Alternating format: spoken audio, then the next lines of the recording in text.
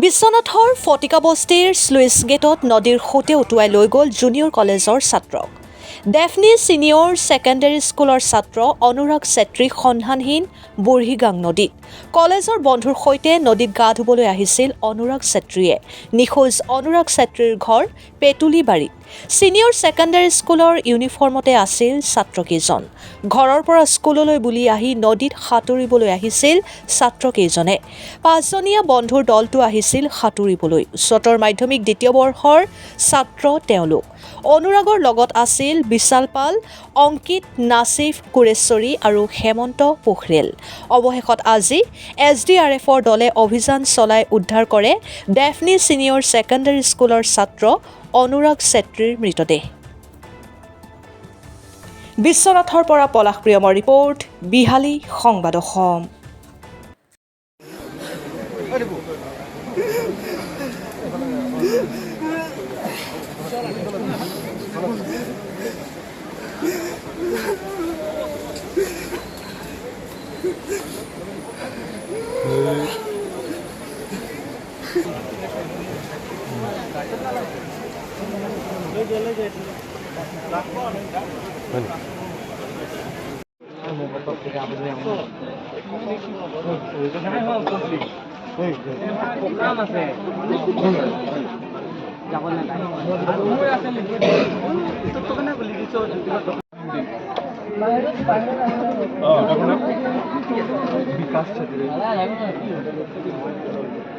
মই তাতে আছো, আহি পাইছো।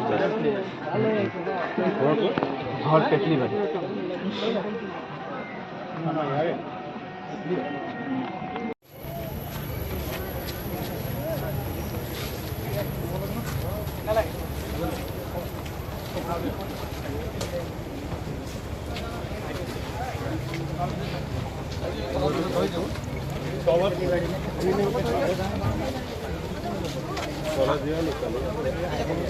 আছিলো আমি গাত ধুই আছিলো, গাত ধোৱাও নাই, আমি সাইডত বহি আছিলো বিচত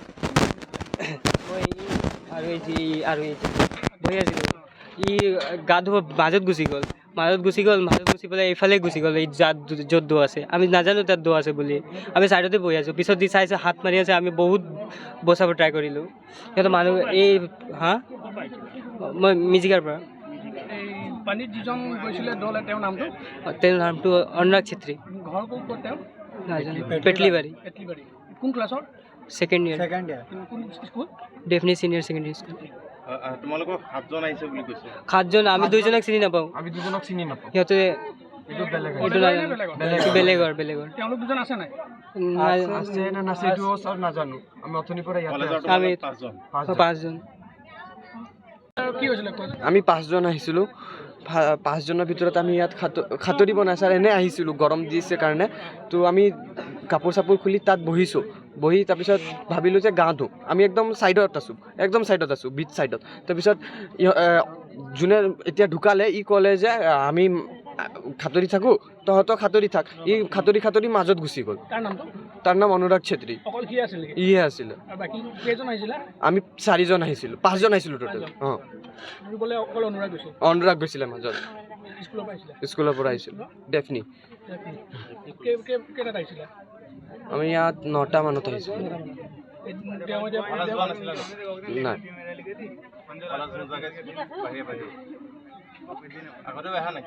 নাই, না, আজি ফাৰ্ষ্ট টাইম।